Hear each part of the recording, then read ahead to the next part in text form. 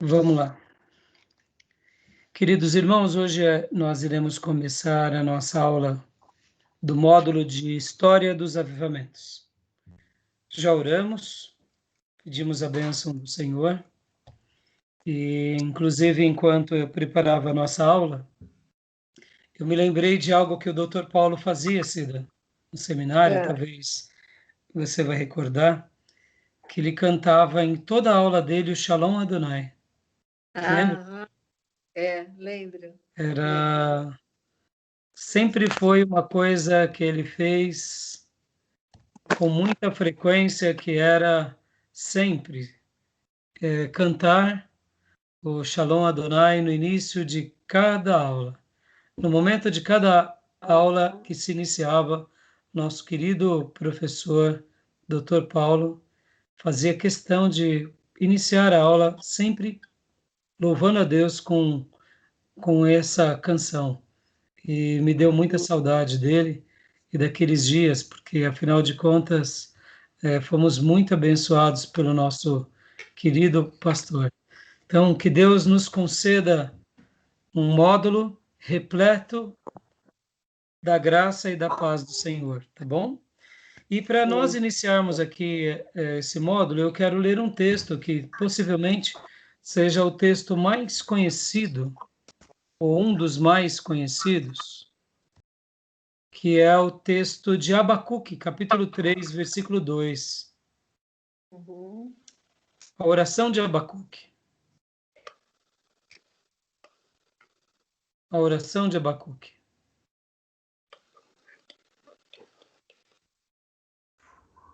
Queria ler esse texto. Pastor.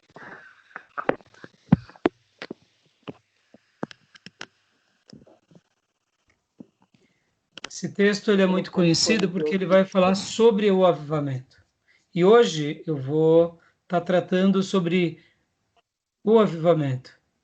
E eu quero poder, então, refletir com os irmãos sobre esse assunto.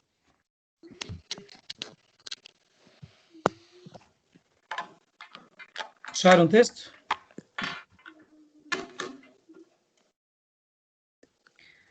Diz assim a palavra de Deus: Ouve, Senhor, a tua palavra e teme. Aviva, ó Senhor, a tua obra no meio dos anos. No meio dos anos, faze-a conhecida. Na tua ira, lembra-te da misericórdia. Aviva a tua obra, ó Senhor. Era a oração do profeta. E essa matéria, inclusive, amados irmãos, é uma matéria que, na minha opinião, todos nós precisaríamos, a cada período, quem sabe uma vez por ano, a cada 2 anos, ou quem sabe a cada 6 meses, sempre lermos um bom livro sobre esse tema. Porque, por mais que Deus já tenha feito muitas coisas entre nós, sempre a gente tem que esperar mais de Deus. Sempre a gente pode e deve aguardar mais das atuações de Deus. E sempre Deus tem mais a fazer entre nós. E por essa razão, muitas vezes, mesmo que estejamos no melhor momento da nossa vida, é possível assim, ainda a gente ter grandes e profundas experiências com Deus. Pode ver que esse é um assunto muito citado e muito debatido por muitos servos de Deus em muitas gerações. O meu primeiro contato sobre esse assunto, por exemplo, foi na minha igreja que eu me converti. O meu pastor ele falava muito sobre avivamento e reavivamento. E ele usava muito termo sobre reavivamento. E ele usava fazendo uma crítica, porque nos dias que eu me converti, era comum muitos pastores orarem pedindo reavivamento. E aí ele falava assim, mas ainda nós nem tivemos um grande avivamento. Como pedir o reavivamento? E aquilo, como eu era muito novo na fé, eu não entendia muito bem. E eu falava, o que que ele está querendo dizer sobre isso? Avivar, reavivar. E aí fui refletido no que a Bíblia dizia sobre isso. E aí eu comecei a entender um pouquinho sobre isso. Algum tempo depois eu fui para o seminário.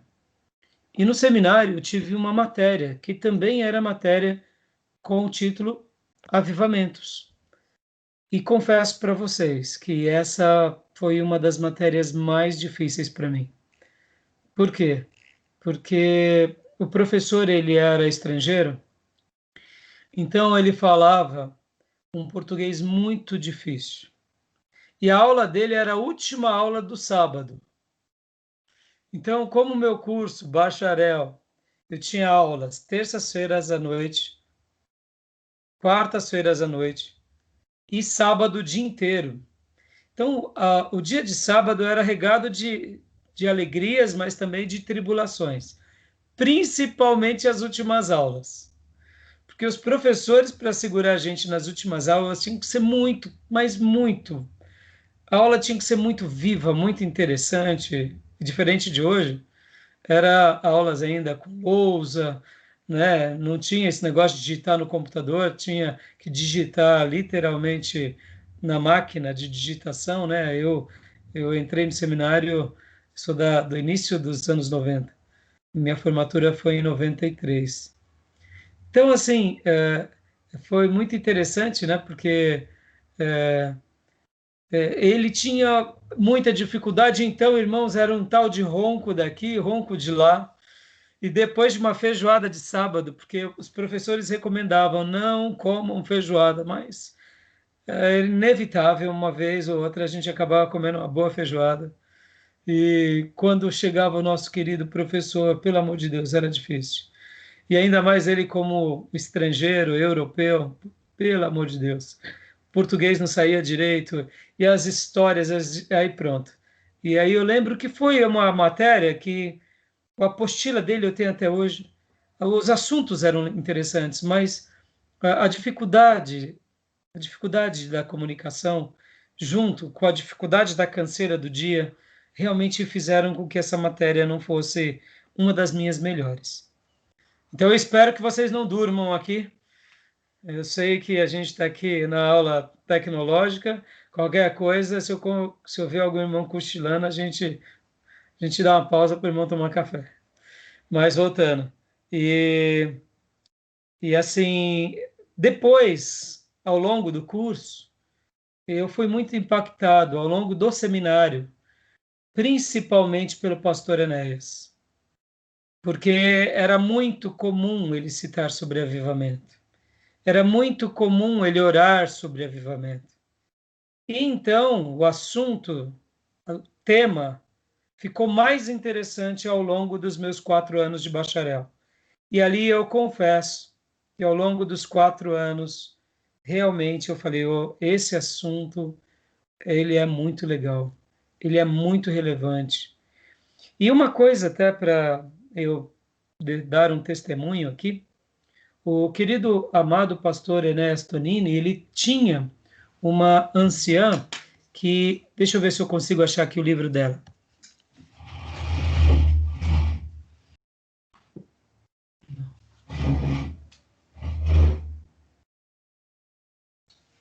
Ó, Felipe tá no quarto, hein, Felipe? Ó, cuidado para não tirar um cochilo aí. Pode deixar. Então, eu não achei. Eu tenho um livro, inclusive, que eu queria mostrar para vocês, está aqui na minha biblioteca. É um livreto, na realidade, de uma irmã chamada Rosalie Appleby. E o pastor Enéas Tonini, durante muitas ocasiões, porque eu tive aulas com ele, ele marcou muito a minha vida, mas ele citava muito histórias dele, do Rego do Nascimento, junto com o Rego do Nascimento, inclusive do Rego do Nascimento. Tá aqui, peraí.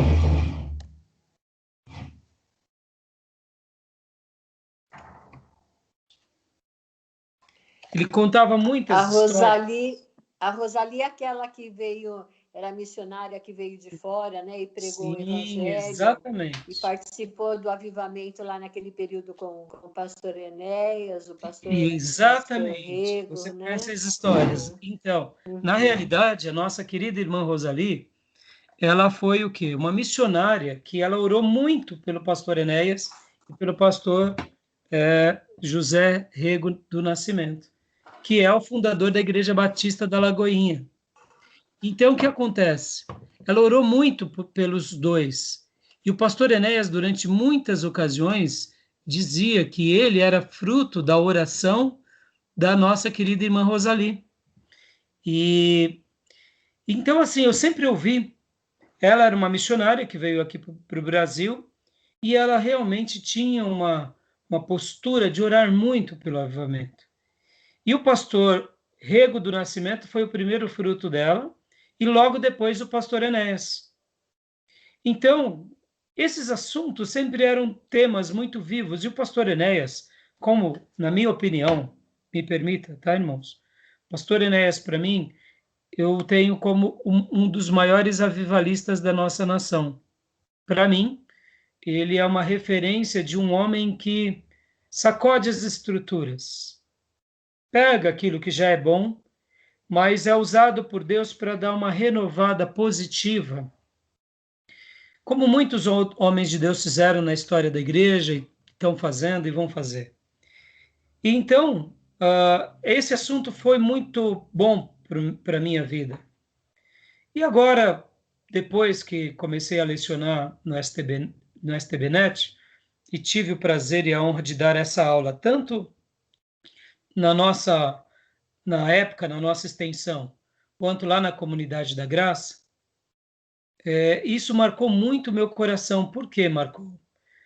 Porque ao estudar de novo para ensinar para vocês, foi como se Deus literalmente sacudisse muito mais as minhas estruturas. Por essa razão, essa aula, essa matéria, ao mesmo tempo que ela tem um título simples, uma tomada simples, a história dos avivamentos, mas ela é muito mais pragmática do que simples. Ela é teórica porque ela é um assunto relevante das Escrituras, mas ela é prática porque todo cristão precisa, a cada período, repensar sobre isso. E não só o cristão, mas um seminarista e principalmente um pastor e obreiros. Porque, infelizmente, como tudo na nossa vida, nós acabamos caindo na monotonia. Então, essa matéria, logo depois que eu dei ela, logo no início da nossa extensão, nós começamos a nossa oração. Essa oração que fazemos até hoje pelo avivamento. Foi como se o Espírito Santo de Deus imprimisse no meu coração: Pastor Raimundo, continue orando. Continue orando como a Roseli orava, como o Rego do Nascimento orou, como o Enéas Tonines orou, como tantos outros pastores, evangelistas, homens de Deus oraram. Ore, faça o seu papel com a sua igreja. Foi como se ele imprimisse isso, e é por essa razão. Eu me lembro que algum tempo atrás, você, né, Felipe, até perguntou para nós, né? Faz a pergunta aqui de novo para quem um dia for assistir essa aula souber da sua pergunta, né? Como que foi mesmo? É que o senhor sempre pede nossas orações por avivamento, né? Mas que avivamento era esse que o senhor esperava, né? Para que as pessoas pudessem ter noção daquilo que estavam orando, né? Que às vezes a pessoa, de repente, pessoas novas na igreja entrassem, eu mesmo, quando voltei, já estávamos orando, o pastor já estava orando por esse sentido, mas aí eu me perguntava, mas por que avivamento é esse que o pastor espera, né? O que é, e muitos não sabem nem o que é um avivamento correto, né? Um avivamento bíblico, um avivamento que ocorreu realmente pela obra do Espírito Santo na história, né? Foi mais ou menos isso. E, de fato, é uma pergunta normal, mas essa pergunta, ao mesmo tempo, gera dúvidas em alguns, mas ao mesmo tempo gera também curiosidade. E essas perguntas com respostas ou sem respostas gera essa santa inquietação.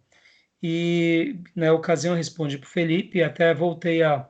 Então, em vez em quando é bom eu estar lembrando o motivo pelo qual oramos. Mas mesmo que uma pessoa nova convertido, ou quem sabe alguém que se reconcilie, mas por que o pastor está orando por isso? Essa pergunta, ela vai procurar aprender sobre isso, porque esse é um assunto que a Bíblia trata o tempo todo, e principalmente no Novo Testamento, escandaloso esse fenômeno.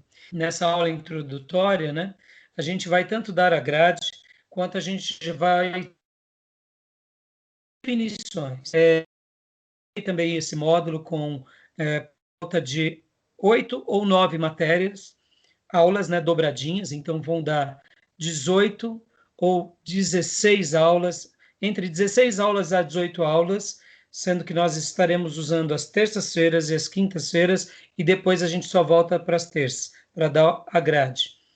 Mas vai ser muito agradável, vai ser muito boa.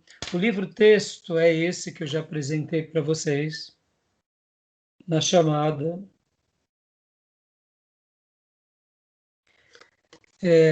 A Igreja do século XX é a história que não foi contada. Deixa eu só fazer um comentário breve. O escritor John Walker, ele é um historiador, ele não é um teólogo. Então, deixo bem claro aqui a minha posição sobre isso. Quando ele fala sobre a história do século XX, a história que não foi contada, ele vai trabalhar um pouco sobre o avivamento desse último século, que ele viu no mundo, um pouquinho antes da virada e depois. Principalmente os movimentos que surgem a partir da Rua Azusa. E esse livro é para ser lido todo porque ele é um livro, uma leitura muito agradável. Mas aqui fica uma observação muito importante. Não é um livro escrito, por exemplo, pelo Augusto Nicodemos, tá bom? Porque o Augusto Nicodemos é um teólogo exímio. Não é um livro escrito por Hernandes Dias Lopes. Não é um livro escrito pelo pastor Enéas Tonini. Ou seja, se fosse um teólogo escrevendo sobre isso, os apontamentos teológicos seriam muito mais assertivos. Já que é um historiador, é natural que quando ele vai fazer alguma defesa de algum movimento, ele vai ter uma leitura de um historiador ou de um irmão piedoso, mas que não é um teólogo. Então, se você ver alguma coisa que seja de fundo, eu diria um pouco questionável na sua interpretação teológica, dê o direito à dúvida. E considere que o irmão não é um teólogo. Por essa razão, faça aquilo que aprendemos de Paulo. Ouça tudo, retenha o que é bom. Pastor, por que o senhor está dizendo isso? Porque ele, como um historiador, quando ele vai entrar nos assuntos teológicos, ele, na minha opinião, ele é muito fraco. Então ele faz interpretações, por exemplo, de passagens bíblicas que não tem nada a ver com a interpretação que ele tira. Então ele faz uma aplicação chamando de interpretação e aí ele se perde. Mas por quê? Porque ele é um historiador, ele não é um teólogo. Ele não é um exegeta, ele não é um hermeneuta, tá bom? Mas como teólogo, como historiador, ele é um livro bom, é um livro interessante, é um livro que vai nos enriquecer sobre o assunto, tá bom? Tudo bem até aí? Alguma dúvida? Isso é importante eu explicar para vocês e para os futuros alunos que possivelmente possam vir a assistir essa aula.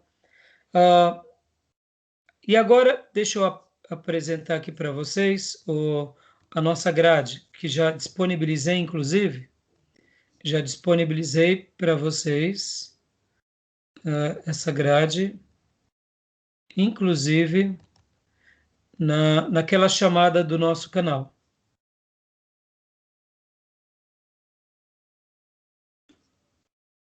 Só um minutinho.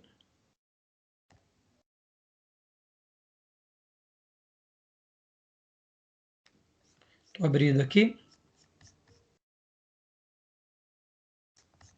Essa vai ser a matéria, a pauta que nós estaremos trabalhando agora nesse módulo. Deixa eu só fechar aqui, compartilhar a tela.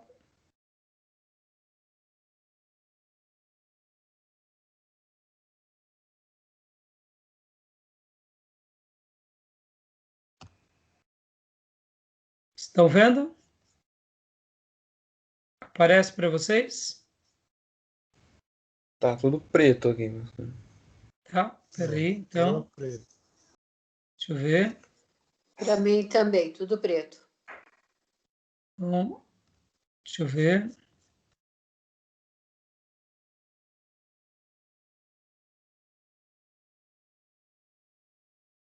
E agora? Nada ainda. Preto. Não, então vamos lá. O que está acontecendo aqui?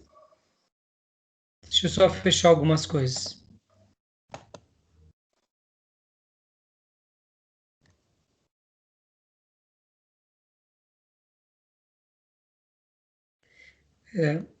Era para estar. Agora vocês estão se vendo? Eu não sei porque não está indo Parece que meu agora deu slide. certo, pastor, eu acho. E agora, foi? Ainda não.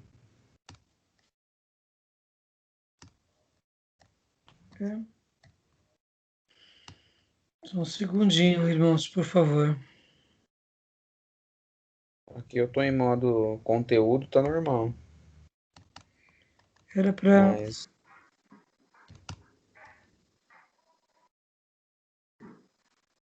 E agora foi, né? Foi? Aí, Menta? veio. Veio, agora veio. Maravilha. Então, irmãos, nossa matéria aqui vai ser essa, né? Vocês viram que agora fizemos um novo formato, né? Do nosso novo logo. Então, pode ler para nós, Felipe, os objetivos, por favor?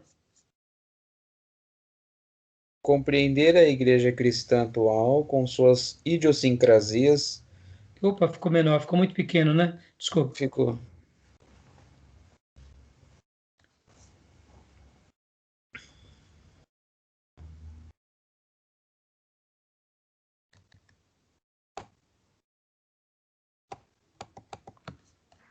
Sim, pode. Vamos lá, objetivos. Compreender a igreja cristã atual com suas idiosincrasias e diversidades através do estudo da igreja, da história da igreja. Incentivar a pesquisa histórica, ainda incipiente, da igreja brasileira. Identificar os períodos de avivamento no decorrer da história. Deu uma continuar? falhada, né? Deu uma falhadinha. Ainda incentivar, lê para nós de novo, Felipe, desculpa. Para mim foi normal, pastor. Identificar os períodos de avivamento no decorrer da história. Tá.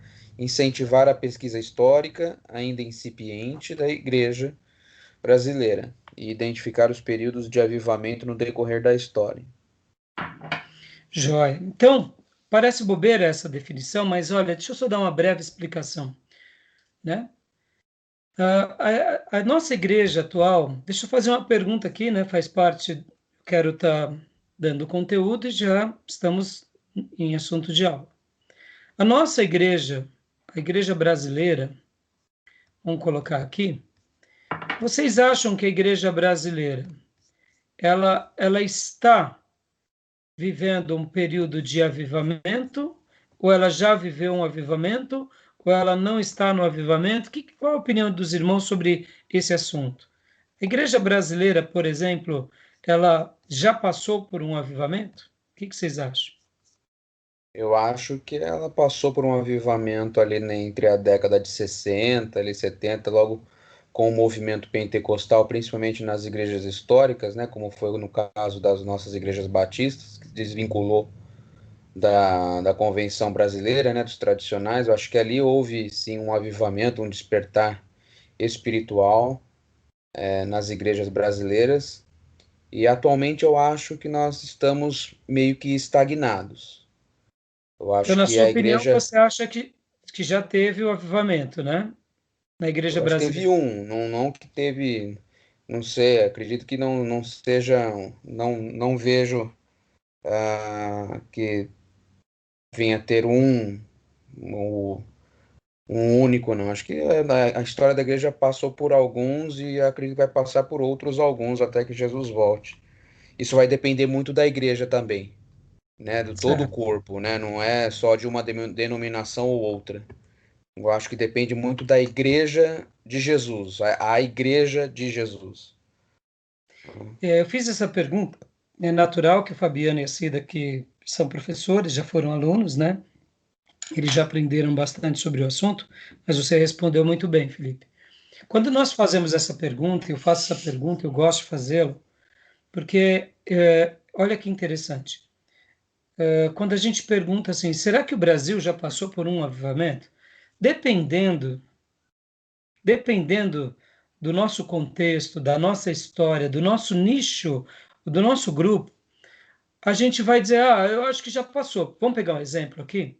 Quando a gente pega, por exemplo, o pessoal que, vamos pegar aqui a terceira geração dos assembleanos, aquelas famílias onde a Assembleia de Deus já vem da terceira geração, quarta, aonde naquela linhagem familiar tem ali os fundadores da Assembleia de Deus.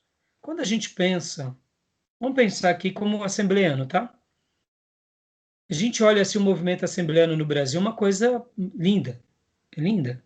Então, possivelmente o assembleano ele vai falar, não, já passou. O Brasil já passou por um avivamento. Porque o meu tataravô, o meu avô, o meu pai, eu, e aí começa a dar descrições, e aí a gente chega à seguinte conclusão, acho que o Brasil já passou. Aí a gente pega, por exemplo, outros movimentos, como, por exemplo, o movimento da Igreja Quadrangular.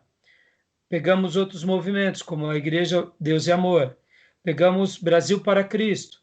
Pegamos pessoal que era tradicional, que foi avivado, como é o nosso caso. Batistas nacionais, igrejas, outras igrejas que passaram por um momento. Ou seja, a impressão que dá é que já teve um avivamento. Então, aqueles que acreditam que houve um avivamento no Brasil, a gente não pode, de fato, descartar, porque eles tiveram uma experiência, quem sabe, aí onde entra a minha opinião, como professor de vocês, eles viveram um avivamento local, local. Por exemplo, existem cidades no nosso país que a quantidade de evangélicos é absurda. É praticamente assim, 90% da população é evangélica naquela cidade. Dá horário de culto, é crente, é um fluxo enorme de igrejas, de pastores e de irmãos. A igreja é literalmente, a cidade é literalmente um grupo de irmãos. Pedaço do céu. É um pedacinho do céu. Por exemplo, no Rio de Janeiro, Petrópolis é assim. É muito crente, irmãos, é muito crente, é muita igreja. Isso, aí, se nós falarmos o que acontece ali, irmãos, é um mover de Deus maravilhoso. Pensa você morar numa cidade que nem Ferraz, que 90% é crente. É maravilhoso isso. Então, existem lugares que o nosso país tem esse foco imenso, mas também tem lugares no nosso país que é o oposto. Por exemplo, Sertão do Nordeste, aonde agora está chegando a 5% algumas cidades de protestante. Hoje há um movimento lindo de evangelização do sertão nordestino. Várias igrejas têm se unido nessa proposta de evangelizar o sertão nordestino. Isso é maravilhoso. Então, olha que paradoxo, né? Então, essa matéria, ela é trazer um pouco que é compreender a igreja cristã atual com as suas idiosincrasias. O que é idiosincrasias? É uma conduta incomum ou extravagante de um indivíduo. ou seja, é uma excentricidade, uma esquisitice. Muitas vezes o assunto ele é mal compreendido por causa disso, de idiosincrasias. A igreja cristã, ela não só sofre hoje, mas ela sempre sofreu quando tem um grande mover. Então, hoje, por exemplo, na minha opinião, tá, irmãos? Me entendam. Pastor Rai, a igreja brasileira já passou por um avivamento? Eu particularmente creio que ainda não, mas eu creio que a igreja brasileira está vivendo há 100 anos, na minha opinião, focos de avivamento, focos poderosos. Por isso que eu dou todo o direito, toda dúvida de que se realmente já foi um avivamento, então eu estou errado na minha afirmação. Mas eu dou o meu elogio, eu dou o meu valor, porque hoje, irmãos, hoje, quando nós temos as nossas igrejas, e hoje é comum um grupo se reunir, abrir uma igreja e, de repente, aquela igreja ter 100, 200 pessoas. Isso é uma coisa maravilhosa na nossa nação. Isso é uma coisa comum, mas isso não acontece em muitos lugares do mundo. Ah, pastor, mas não é. Não, não, isso daqui é uma coisa do território brasileiro. Isso é fruto desses homens valentes do passado. Entenderam? Desses homens, dessas mulheres que quebraram muita pedra para a gente chegar aqui a esse ponto. Ah, mas essas igrejas que começam assim são inchadas. Não, não vem ao mérito.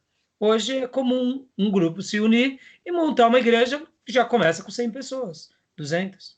É comum, pode ver. Quantas são as igrejas que começam assim? E algumas até logo de cara vai para 500 e é bonito isso. Vamos dar o direito da dúvida.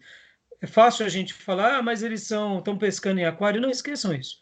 Isso acontece no contexto brasileiro e num contexto onde a igreja está crescendo. Isso não acontece em países da América do Sul, não acontece no sertão nordestino, isso acontece no Brasil. Isso é um milagre. E querendo ou não, isso para muita gente já é um avivamento. Sertão nordestino? Sertão nordestino. É sim, acontece. Não acontece. Então, eu estava explicando. Não acontece no sertão nordestino 100 pessoas, mas acontece em algumas regiões. Obrigado, amor. Então, o que eu quero dizer? Mas em Petrópolis e outras cidades acontecem. Então, por que eu estou falando tudo isso, irmãos? Porque essa matéria é a gente olhar para a história, é olhar para o contexto atual, é olhar para a história bíblica e aprender. E tentar extrair o máximo dessa vida deles e colocar em prática. Por isso que esse assunto é muito relevante. Por isso que, quando a gente começa a pesquisar sobre isso, a igreja brasileira, por mais que a gente chegue a algumas conclusões, a gente pode dar o direito da dúvida de que está vivendo, ou a gente pode dizer assim, não, ainda não está, mas aonde eles chegaram já estão de parabéns. Pastor Rai, talvez você me pergunte, mas e as igrejas que são de porta larga, essas que chamamos de neopentecostal? Irmãos, por mais incrível que pareça, nessa hora vamos tratar do assunto da conversão. Essas igrejas estão convertendo pessoas também. Mesmo que depois eles, com as suas doutrinas heréticas e com o seu cristianismo raso, os desvie. Mas tem muita gente que também se converte nessas igrejas. E a gente tem que deixar nessas horas para que Deus trabalhe também nessas pessoas e nessas vidas, tá bom? Alguma dúvida até aí? Não. Tá bom? Quer participar de alguma coisa? Professor Fabiano, professora Cida? Eu tenho uma coisa para dizer, né? Quando nós mudamos aqui para Ferraz, em 1992, eu fiquei impressionado, gostar daqui, né, e querer ficar aqui mais tranquila, foi que a cidade praticamente era evangélica, era essa impressão, pelo menos, que se tinha, né? Porque no domingo, eu lembro que nós queríamos, era novo na cidade, né? E estava uma tarde de calor no domingo, e nós resolvemos dar uma volta pela cidade, né, e procurar tomar um sorvete, né? Eu, o Antônio e as crianças. E nós não achamos nenhuma sorveteria, não havia, assim, bares, padarias, totalmente fechados ali no centro, e o que a gente via era irmãos passando de um lado para o outro, com Bíblia na mão, indo para a igreja, né? Então, é isso que o senhor está falando de avivamento local, né? Realmente é algo para a gente se pensar, né? Porque eu nunca tinha visto isso em São Paulo, né? Depois, um pouco antes, né, em 89, quando nós mudamos para Pindamonhangaba, né, mais especificamente em Moreira César, o município de Pindamonhangaba, cidade aqui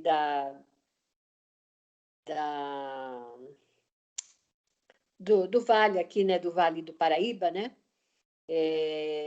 Eu fiquei impressionada também, porque a maioria das pessoas lá eram evangélicas. E no domingo você saía, não encontrava comércio aberto, não encontrava nada, bares, lanchonete, nada, tudo fechado, e o movimento das pessoas indo de carro para a igreja com Bíblia na mão, né? Então foram 2 períodos que eu vivi, né? E que realmente foi muito interessante. A gente se enquadraria nessa questão que o senhor falou, né, de avivamentos local e de muitas pessoas se convertendo, né? Ou se não é ainda um avivamento, né, Cida? É um mover muito grande. Essa é a sua impressão, Cida? Foi a minha quando eu vim para Poá. Quando eu vim para Poá, eu também me impressionei com a quantidade de igrejas e de fluxo de irmãos nos horários do culto. Isso foi muito forte para mim. E me alegrou muito essa situação. Pode falar. Alguém ia falar? Então, terminou, irmã Cida? Sim. Mas em contrapartida, por exemplo, eu não sei a que ano surgiu mais ou menos, mas eu vivi um pouquinho em Ferraz e eu vi que no carnaval ali era lotado de gente. Então, aí a gente vê que o avivamento, ele muda também uma cultura, entendeu? E a questão do carnaval, ela era forte ali em Ferraz. Sim. Não, e assim, quando a Cida comenta, e eu comentei, Fabiano, eu não estou querendo dizer que Ferraz passou por um avivamento, mas assim, porque eu fiz a pergunta há momentos atrás, enquanto líamos a pauta, será que o Brasil já passou por um avivamento? É para mostrar isso, que mesmo que não tenha passado, na minha opinião, isso é a minha opinião, tá? Não passou. Mas talvez se eu tivesse 90 anos ou 100 anos, que nem o pastor Enéas, ele falaria, não, o Brasil já passou. Porque eu vi isso, eu vi aquilo, tem isso. A vida dele, a experiência de vida dele leva a uma afirmação muito mais assertiva do que a mim. Eu tenho 30 e poucos anos de conversão, 33. E nesses 33 anos de conversão, é muito pouco para eu poder afirmar algo desse tamanho. Mas o pastor Enéas, só de conversão, ele tinha mais de 70, e ele foi instrumento de Deus. Então, quando eu mencionei, Fabiano, eu acredito que o Brasil não passou, mas ele passou por focos poderosos. E por que esse assunto aqui é muito interessante? Porque minha próxima pergunta é isso. Será que dons de cura, profecia, grandes conversões são avivamentos? Essa é uma outra pergunta que fica. Porque a grande maioria das pessoas fazem uma confusão imensa sobre isso. Por essa razão que ao estudar sobre isso, pesquisar sobre isso, a gente começa a ter uma opinião muito mais clara e muito mais assertiva do que é o avivamento. O avivamento, a gente vai ver, ele muda uma cultura de uma nação. O Brasil já está passando por transformações, não tenha dúvida. Ele já melhorou muito, já evoluiu muito, mas tem muito mais ainda a evoluir. Então, na minha opinião, a gente tem muito mais a crescer. Mas vamos acabar de ler a pauta aqui, para a gente discorrer e já para a introdução. Então, conteúdos, né? Pastor, deixa eu ler rapidinho. Pode falar. Só um detalhe, né, disso que eu falei, né? Logo depois, vocês estão me ouvindo? Sim, sim. Logo depois de que nós mudamos aqui, acredito que talvez uns 2 ou 3 anos, a população ela aumentou assim assustadoramente, né? Então, isso, não que eu esteja dizendo, eu não estou querendo dizer que houve um avivamento. Concordo com o pastor de fotos de avivamento e de que o mover de Deus, né, realmente aconteceram por aqui, né? Mas hoje a população é muito diferente e é muito maior do que naquela época quando nós viemos para cá, né? Eu e o pastor também, que viemos quase na mesma época, né? E sabe uma outra coisa, Fabiano? Desculpa, você terminou, Cida? Sim, pastor, sim. Uma outra coisa, parece bobeira, mas as próximas gerações, se elas não têm aquele ímpeto de fervor e de compromisso, se aqueles que eram fervorosos no passado não se mantêm no seu fervor, a tendência natural é criar uma igreja apenas religiosa nas suas próximas gerações. E aí aqueles novos adeptos não vão lembrar do fervor antigo, mas vão se espelhar na frieza atual. E é por essa razão que igrejas fracas de Bíblia, que igrejas fracas de vida é um perigo. E aí onde entra o perigo de uma igreja herética ou de uma neopentecostal.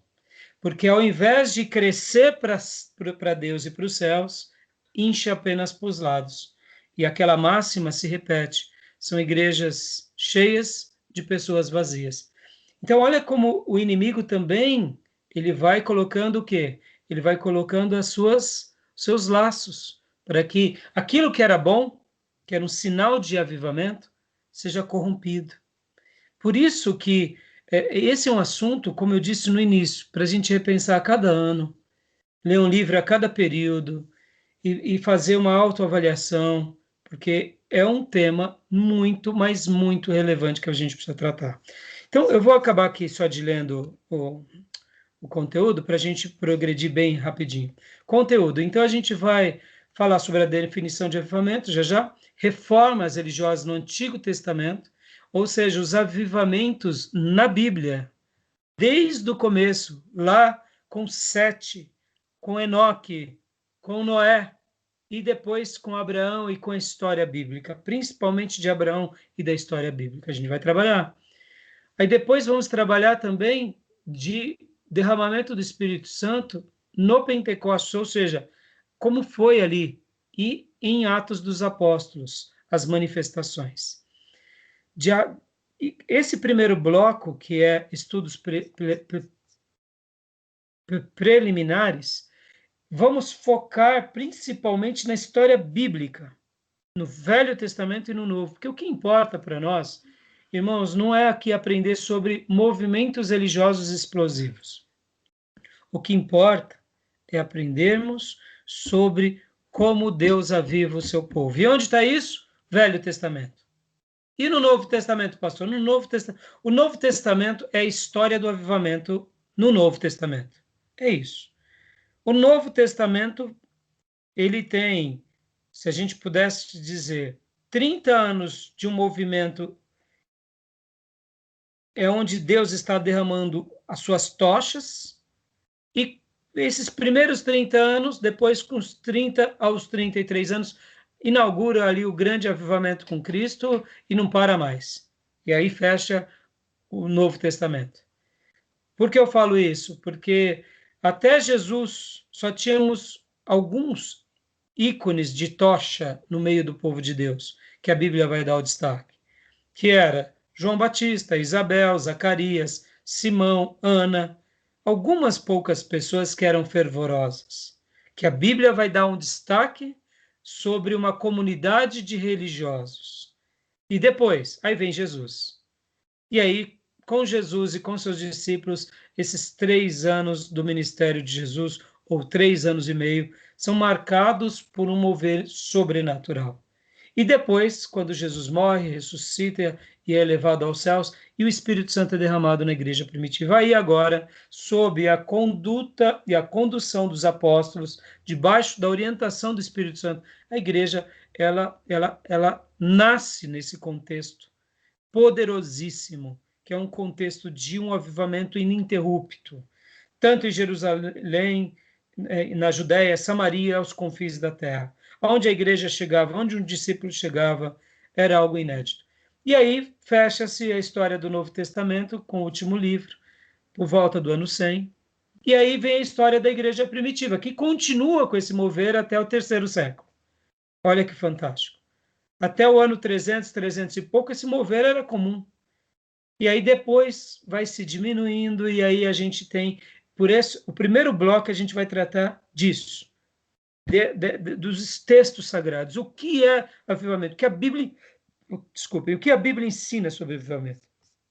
E depois aí a gente vai para avivamentos na história. Aí vamos trabalhar um pouco também sobre conversões em massas na antiguidade. Essa conversão em massa na antiguidade eu vou trabalhar ele aqui já no primeiro ponto, quando eu for falar sobre o Antigo Testamento e o Novo.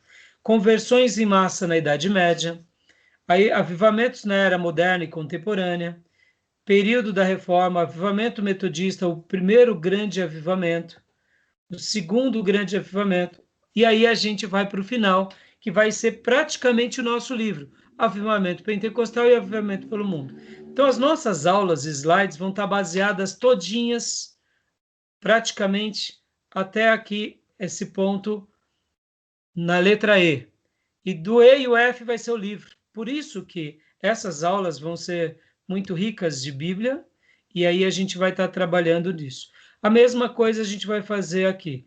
A leitura obrigatória é o livro, a prova vai ter um peso e trabalhos extras que eu vou estar passando para vocês, tá bom?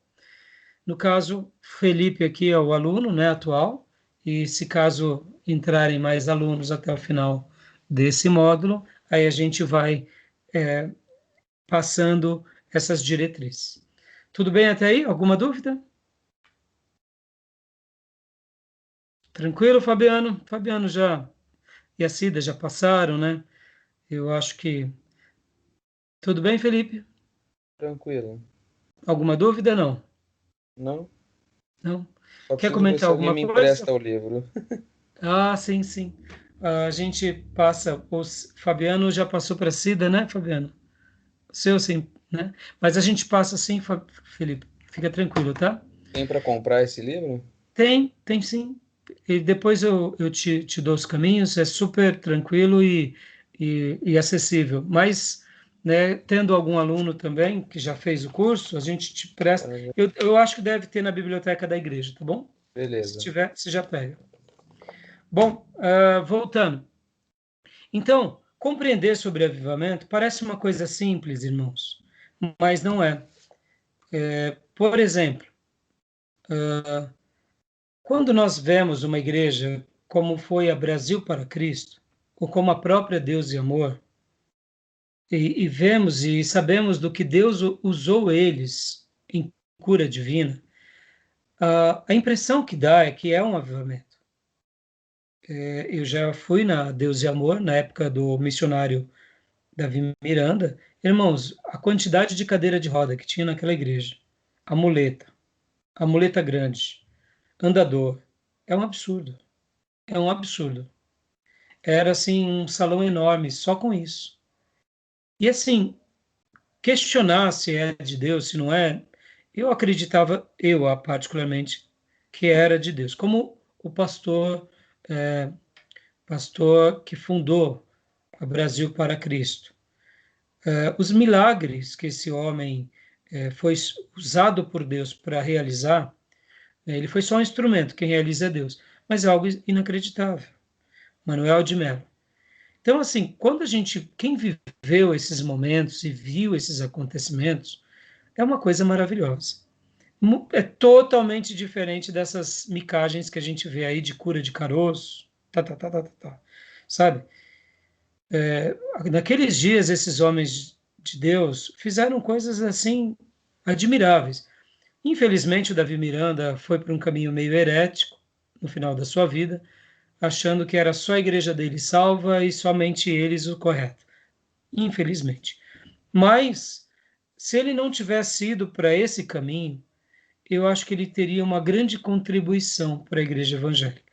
Já o pastor Manuel de Mello fez algo diferente.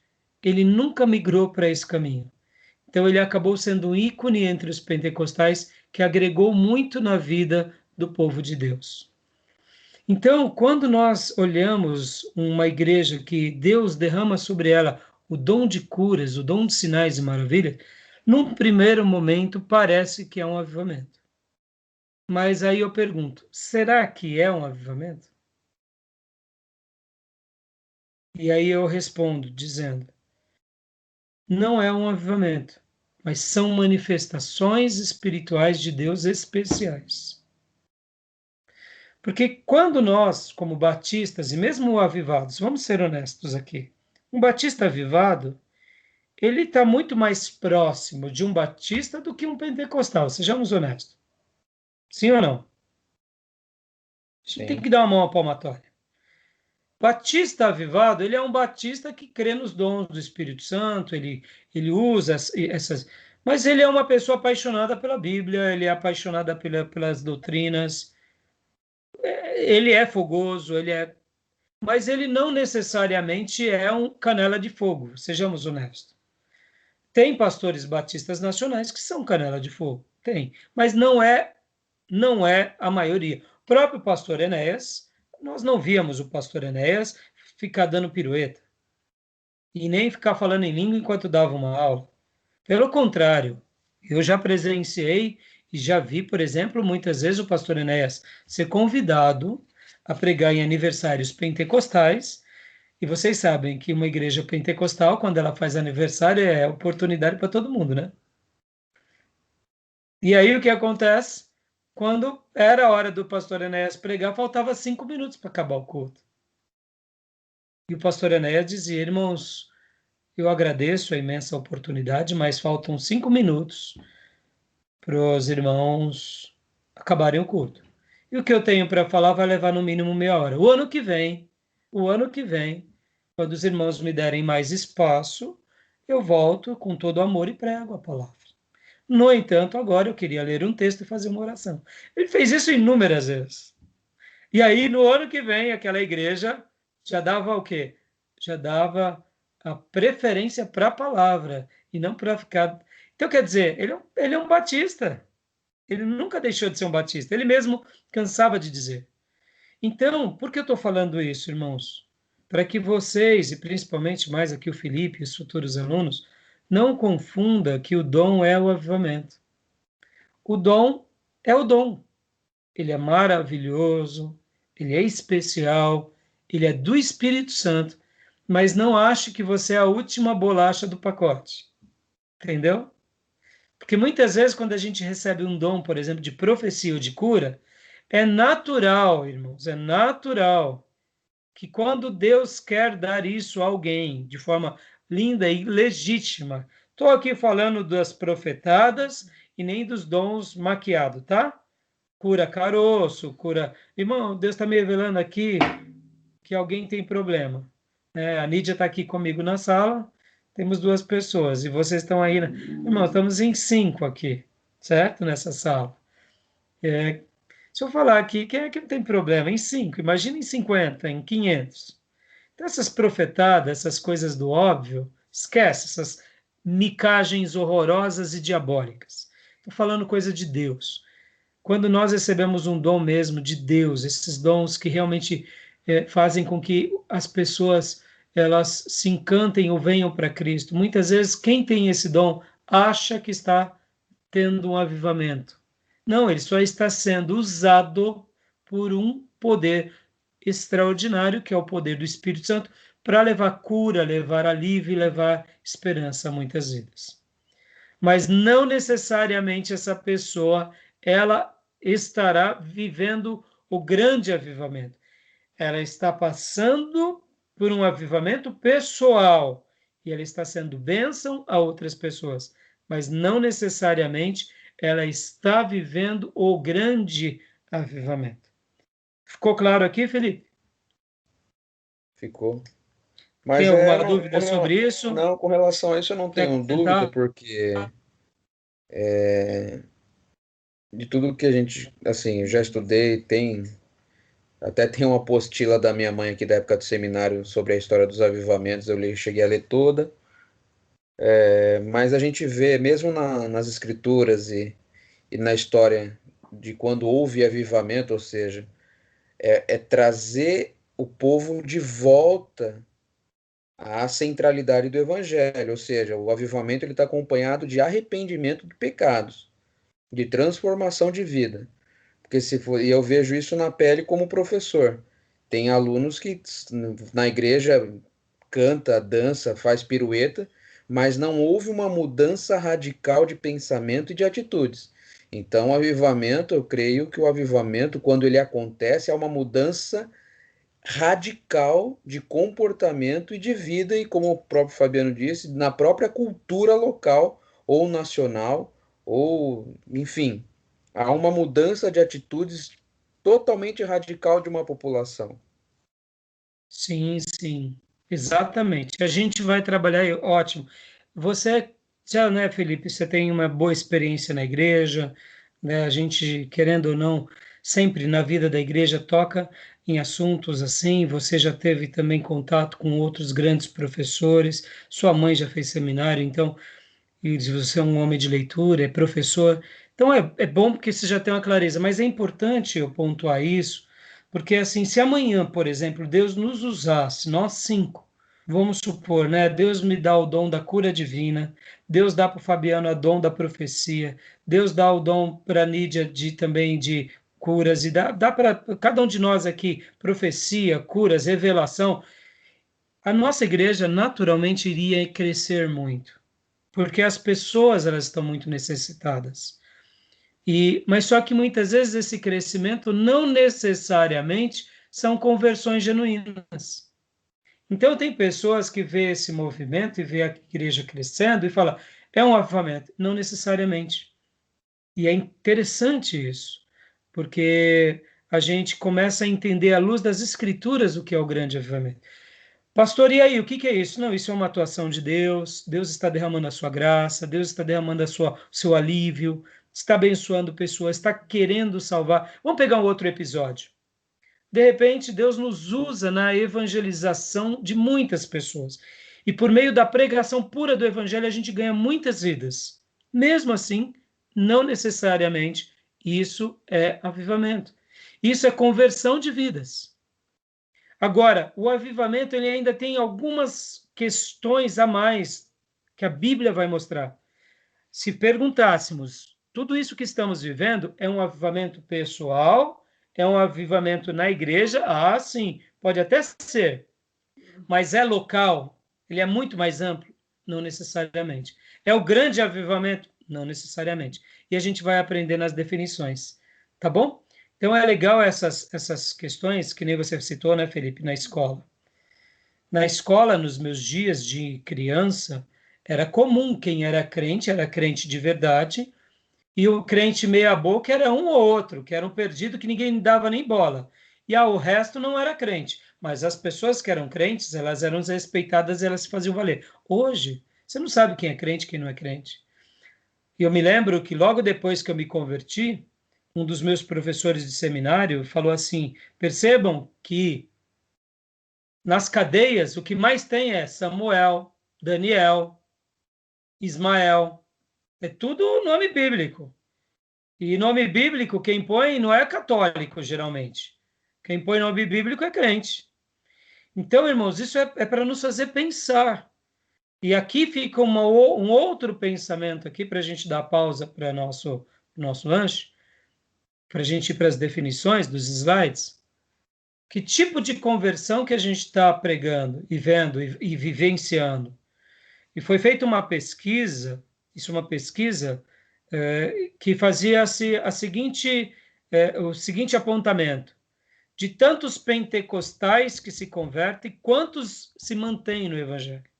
e de tantos tradicionais que se converte, quanto se mantém no Evangelho. Essa pesquisa ela foi muito interessante, porque a quantidade de pentecostal e de neopentecostal que se convertia e se afastava era imensa. Então, a pesquisa ela trabalhava de uma forma per capita. Para cada 10 pentecostais, 10 tradicionais. Para ter um número exato. Nós sabemos que o número de pentecostais e de neopentecostais é muito maior do que o número de tradicionais históricos, certo? Mas essa pesquisa mostrava o seguinte, que quem segue uma linha pentecostal e se converte, de cada 10, era mais ou menos o seguinte, dos desviados, 7 era desviado. E dos ou dos históricos, 2, 3 eram históricos. Então, na regra, desses 10, 3 se mantinham, 7 desviavam, e dos outros, 7 se mantinham, 3 desviavam. Isso é muito significativo a médio e longo prazo, porque, irmãos, pior do que um crente, do que um ímpio, é um crente desviado, porque ele acha que já teve um encontro, entendeu? Então, é isso que é para a gente pensar. Por isso que aquela definição, né, aquela palavra que é até difícil de ser citada, idiosincrasias, tem tudo a ver. Né? Muitas pessoas entendem errado o dom, entendem errado, nem se converteram direito, e é por isso que a gente tem que estudar, tá bom? Então, vamos dar uma pausa aqui de 10 minutinhos, e logo na sequência a gente vai para o segundo slide, tá bom? Beleza. Beleza? Tudo bem aí, Fabiano? Tudo bem, professora? Fechado? Tá bom? Deus Fechou. abençoe. Vou aproveitar, vou comer um pouquinho. Opa, tem um cuscuz aí? Uma tapioca? Vou ver direitinho. Mucunzá. Ó, Parou. professor Fabiano está me devendo um mucunzá. Pode convidar, Deus abençoe, a gente. gente Até não já. liga, não. Opa! Cola aí. Então, a gente vai dar uma pausa e já volta já já, tá bom? Daqui a 10 minutinhos.